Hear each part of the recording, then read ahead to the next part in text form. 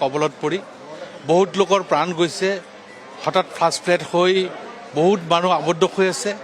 এতিয়াও সম্পূৰ্ণ হিচাপ উলিয়াব পৰা নাই কিমান মানুহৰ মৃত্যু হৈছে। বহুত মানুহ এতিয়ালৈকে গাঁও কিছু আবদ্ধ হৈ আছে। উদ্ধাৰ অভিযান চলি আছে, কিন্তু এই উদ্ধাৰ অভিযানটোত আমি সন্তুষ্টজনক নহয়। আৰু পৰ্যাপ্ত পৰিমাণৰ যিখিনি দৰকাৰ আছিল উদ্ধাৰ অভিযানত সকলো যেনেকৈ লাগিব লাগিছিল ঠিক তেনেকৈ লগা নাই বুলি বাতৰি আহিছে।